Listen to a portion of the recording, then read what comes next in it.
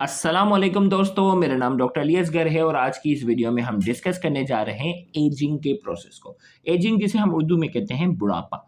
अब ये बुढ़ापा क्या है, क्यों होता है, इसकी क्या टाइप्स हैं, वो आज की इस वीडियो में हम डिटेल में डिस्कस करने जाएंगे। तो आज के इस लेक्चर को शुरू करने से पहले एक मरतबा आपसे रिक्वेस्ट करेंगे कि अगर आपने अब तक हमारे इस चैनल को सब्सक्राइब नहीं किया, जो कि सिंध बोर्ड टीचिंग के नाम से है, तो काइंडली आज ही आप हमारे इस चैनल को सब्सक्राइब करें और साथ ही साथ बेल आइकन को लाजमी क्लिक करें ताकि हमारी अपलोड करदा तमाम इंपॉर्टेंट वीडियोस की नोटिफिकेशन आपको रिसीव हो सके। तो आइए हम स्टार्ट करते हैं एजिंग की definition. Ageing refers to the process of natural, gradual and irreversible changes that occurs in the living organisms over time, resulting in a decline in their physical and mental abilities. Ageing एक ऐसा process है जो कुदरती है, the process of natural कुदरती, gradual जो आहिस्ता हो, इरिवर्सिबल जो दोबारा रिवर्स ना हो सके, that occur in living organism जो किसी भी लिविंग ऑर्गेनिज्म में, सिर्फ इंसानों में नहीं, किसी भी लिविंग ऑर्गेनिज्म में होता है ओवर टाइम, वक्त गुजरने के साथ, resulting in a decline in their physical and mental abilities, जिसके नतीजे में क्या होता है, उसकी फिजिकल और मेंटल एबिलिटीज जो होती है उसमें क्या आता है, डिक्लाइन आता है, कमी आना शुरू हो जाती है। जैसे जैसे उम्र बढ़ती जाएगी उसमें डिक्लाइन आना शुरू हो जाएगा। अब कौन कौन से फैक्टर्स हैं, the ageing process is influence by various factor. अब आपने देखा होगा कि कुछ लोगों का बुढ़ापा जो है वो जल्दी आता है, कुछ लोगों का डिले आता है। तो कौन कौन से फैक्टर हैं जो बुढ़ापे पर असरअंदाज होते हैं? तो सबसे पहले आ जाता है जेनेटिक फैक्टर्स, फिर आता है इन्वायरमेंटल फैक्टर्स, फिर आता है लाइफस्टाइल और फिर आती है डिजीज। यानी जेनेटिकली कुछ ऐसे लोग होते हैं जिनके जीन के अंदर जो है वो बुढ़ापा जो है वो क्या आता है, जल्दी आ जाता है। और कुछ ऐसे होते हैं जो पठान लोग होते हैं, जो उनके जेनेटिक्स में क्या होता है कि बुढ़ापा बहुत लेट आता है। दूसरा आता है इन्वायरमेंटल फैक्टर, जिसमें आपने कहा होगा ना, गांव के फ्रेश इन्वायरमेंट में रहने वाले जो लोग होते हैं उनको बुढ़ापा देर से आता है, शहरी इलाके वाले जल्दी बुढ़ापे में आ जाते हैं। तीसरा आ जाता है लाइफस्टाइल, एक बंदा जो है वो बाकायदगी से एक्सरसाइज कर रहा है और एक बंदा है जो एक्सरसाइज नहीं कर रहा, सिर्फ बैठा पड़ा हुआ है, तो लाइफस्टाइल पर डिपेंड करता है। और तीसरा चौथा जो है वो क्या आ जाता है, डिजीज, एक बंदे को बीमारियां काफी ज्यादा है और एक बंदे को बीमारी नहीं है, तो ये डिपेंड करता है। It varies from person to person, person to person very करता है।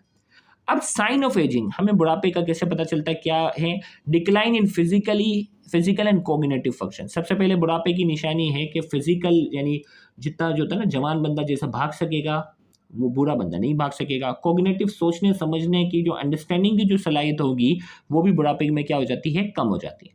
डिक्रीज मसल मास जो है वो कम हो जाएगा। डिक्रीज बोन डेंसिटी, हड्डियां कमजोर हो जाएंगी। रिड्यूस सेंसरी फंक्शन, हाथ पाँव और ये सुन लेने की शिकायत करेगा। डिक्रीज इम्यून फंक्शन, कुव्वत मदाफियत जो है वो कमज़ोर हो जाएगी, यानी बीमारियों के चांसेस ज़्यादा हो जाएंगे।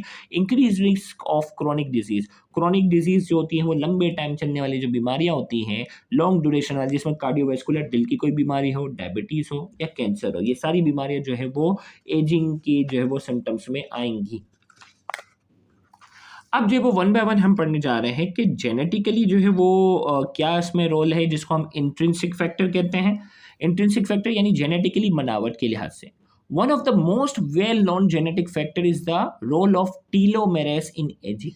अब टीलोमेरेस हमारे पास जो है, टीलोमेरेस है क्या, टीलोमेरेस का कहते हैं कि जेनेटिक फैक्टर है। और ये जेनेटिक फैक्टर जो है वो देखें, हमारे बनाने वाले खुदा ने, अल्लाह ताला ने हमें बनाया ही ऐसा है कि हमें एक वक्त पर आकर बुढ़ापा आ जाना है। अगर अल्लाह ताला चाहता तो हमें ऐसा बना सकता था कि हमें कभी भी बुढ़ापा ना आए। ठीक है, अब अल्लाह ताला ने हमें क्या बनाया है, तो जेनेटिकली देखें क्या है। One of the most well known genetic factor is the role of telomeres in ageing. Telomeres का जो है वो क्या है, एक रोल है एजिंग के अंदर। अब ये टीलोमेरेस क्या है, telomeres are the protective cap at the end of chromosome that shorten with each cell division. अब मैं अगर आपको डायग्राम से यहाँ बताऊं कि हमारा जो क्रोमोसोम है ना, ये देखिए क्रोमोसोम है हमारा, ठीक है। अब ये जो क्रोमोसोम है, उस क्रोमोसोम की जो एंड है, थोड़ा सा सुनिएगा, ये जो क्रोमोसोम की एंड है, ये यंग क्रोमोसोम है ना, बच्चे का क्रोमोसोम है, इसके एंड पर ये कैप होती है, उस कैप को हम कहते हैं टीलोमेरेस। अब जैसे जैसे एक सेल से दो, देखिए एक सेल से दो, पहला सेल था, अब इससे दो बने तो टीलोमेरेस की कैप छोटी हो गई, फिर और बने तो कैप छोटी हो गई, फिर कैप छोटी हो गई। तो यहाँ ये बताना चाह रहा है कि जैसे जैसे सेल डिवाइड होता जाता है, टीलोमेरेस की जो ये कैप है ना, ये प्रोटेक्टिव कैप, ये छोटी होती जाती है और फिर इंसान का जो एबिलिटी होती है उसमें क्या आती है, कमी आएगी। देखिए आगे मैं बताता हूँ। यहाँ telomeres are the protective cap at the end of each chromosome, chromosome के एंड पे होती है, that shortens with each cell division, जो हर सेल डिवीजन पे आहिस्ता आहिस्ता छोटी होगी।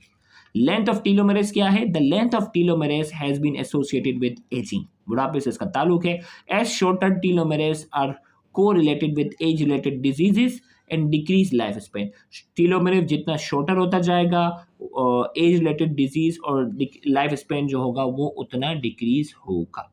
नोट करके हमने कहा genetic variation in the gene that control telomere length have been linked, that is not telomeres में पढ़ रहा हूँ, टीलोमेयर्स कर लो, ठीक है pronunciation. Genetic variation in the gene that control telomere length have been linked to the accelerated ageing and increase risk of age related disease. तो यहाँ जो टीलोमेयर की जो लंबाई है वो जैसे जैसे छोटी होती जाएगी, बुढ़ापा भी तेजी से बढ़ता जाएगा और रिस्क जो होगा वो बुढ़ापे से रिलेटेड जो डिजीज होंगी वो भी बढ़ जाएंगी। तो ये तो टीलोमेयर का रोल था।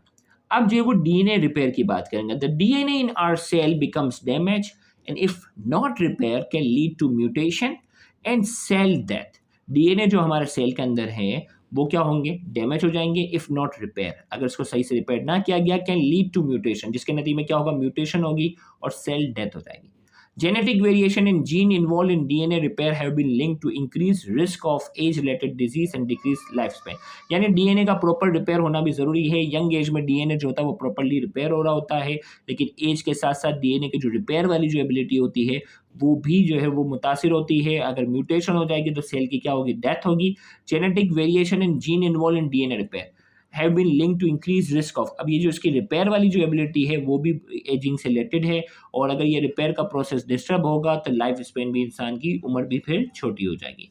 माइटोकॉन्ड्रिया का फंक्शन की बात करेंगे। Mitochondria are the energy producing organelle in cell and their dysfunction have been linked to ageing and age related disease. भाई सेल का जो power house of the cell है वो माइटोकॉन्ड्रिया, अगर इसका फंक्शन प्रॉपर्ली नहीं हो सकेगा, अगर वो डिस्टर्ब होगा तो सेल एजिंग भी जल्दी आएगा और एज रिलेटेड डिजीज भी होंगी। फिर हमारे पास आता है inflammation in oxidative stress. Inflammation in oxidative stress are also key factor in ageing. Inflammation की जो साइन होती है ना, किसी भी चीज़ के रेडनेस होना, किसी भी चीज़ की स्वेलिंग होना, तो ये इन्फ्लेमेशन की जो 4 साइन, उसमें पेन होना, उसका फंक्शन डिस्टर्ब होना, ये इन्फ्लेमेशन कहलाता है। और ऑक्सीडेटिव यानी ऑक्सीजन फ्री रेडिकल्स जो होते हैं इसे कहते हैं ऑक्सीडेटिव स्ट्रेस। ये भी बुढ़ापे में क्या करता है? हम किरदार अदा करते हैं। कहते हैं ना ग्रीन टी पियो, ग्रीन टी से इंसान जो है वो जवान रहता है, तो वो क्या करता है? एंटीऑक्सीडेंट का काम करता है। ग्रीन टी और विटामिन ई ये एंटीऑक्सीडेंट का काम करते हैं। ये ऑक्सीडेटिव स्ट्रेस को क्या करते हैं? कम करते हैं, जिसकी वजह से इंसान जो है वो क्या रहता है? जवान रहता है। तो ग्रीन टी का ये रोल होता है। फिर हमारे पास आ जाता है एक्सट्रिंसिक फैक्टर की। अगर हम बात करते हैं एक्सट्रिंसिक यानी इंट्रिंसिक का मतलब अंदरूनी था, एक्सट्रिंसिक का मतलब बाहर से, इसमें आ जाता है इन्वायरमेंटल फैक्टर, लाइफस्टाइल और सोशल फैक्टर की बात करेंगे। Environmental factors such as pollution, radiation, and exposure to toxin can contribute to aging by causing damage to the cellular components such as DNA, protein, and lipids. Environmental factor में बात करेंगे, pollution हो, रोशनी बहुत ज़्यादा हो, एक्सपोजर। कहते हैं ना कि अमीर आदमी जो होता है, कि जनरल बात बता रहा हूँ, उसके चेहरे का लुक बहुत से मामलात में अगर आप देखेंगे ना, अमीर लोगों का चेहरे का लुक ही बता रहा होगा कि हाँ ये अमीर है। पिंकिश सा चेहरा होगा, हमेशा एयर कंडीशन में रहता होगा, और गरीब बंदा जो धूप में, रोडों पर, पोल्यूशन में, मट्टी धुएं में होगा, उसका चेहरा बता रहा होगा कि ये क्या है? गरीब है। समझ लो। तो ये पोल्यूशन और रेडिएशन होती है, वो भी क्या कर देती है? इंसान को जल्दी बूढ़ा कर देती है। तो ageing causing damage to the cellular components such as DNA, protein and lipid। तो ये जो रेडिएशन और ये होती है क्या करती है? सेलुलर कंपोनेंट्स को डैमेज करती है। मिसाल के तौर पर डीएनए, प्रोटीन और लिपिड्स को डैमेज करती है।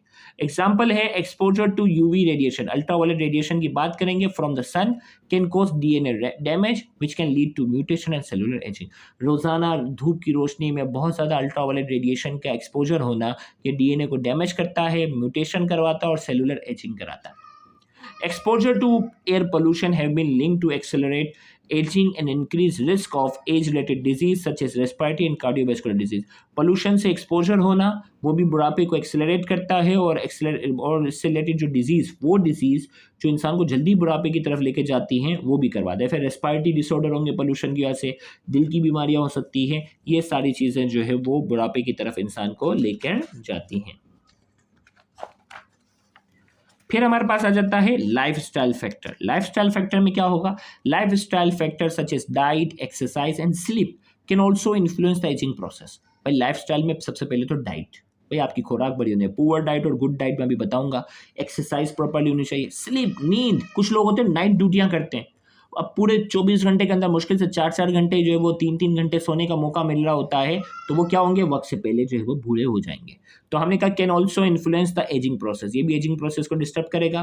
Proper diet, a diet high in processed food, sugar and saturated fat can lead to chronic inflammation and oxidative stress and metabolic dysfunction, which can accelerate aging and increase the risk of age related disease such as diabetes and heart disease। भाई वो diet जिसमें क्या हो, चीनी बहुत ज़्यादा हो, process food जिसे कहते हैं, शुगर, प्रोसेस फूड उसमें होता है ना, डाइट फूड, जंक फूड जो कहते हैं, शुगर जिसमें चीनी बहुत ज़्यादा हो, कोल्ड ड्रिंक मिला लो, सैचुरेटेड फैट, चिकनाहट वाले पराठे और ये रोड बार के खा रहे होते हैं, उसमें क्या होता है, क्रोनिक इन्फ्लेमेशन होती है, ऑक्सीडेटिव स्ट्रेस बढ़ जाता है, मेटाबॉलिक डिसफंक्शन होता है जो कि बुढ़ापे को एक्सेलरेट करता है, increase the risk of age related disease, diabetes और हार्ट डिजीज़ बढ़ती है। ये वो बीमारियाँ जो इंसान को जल्दी बूढ़ा कर देती हैं। गुड डाइट की बात करने जा रहे हैं, a diet rich in fruits, fruits हो, वेजिटेबल्स हो, होल ग्रेन्स हो, या लीन प्रोटीन हो, मतलब छोटे जानवर का जो गोश्त हो ना, can promote cellular health and slow down the ageing process. ये एजिंग प्रोसेस को क्या करता है, स्लो डाउन करता है। तो यहाँ जाकर ये एजिंग से रिलेटेड जो है वो लेक्चर मुकम्मल हुआ। इंशाल्लाह नेक्स्ट लेक्चर में हम टाइप्स ऑफ एजिंग को डिस्कस करेंगे, तो उसको भी देखना मत भूलिएगा। Thank you very much. अल्लाह हाफिज़।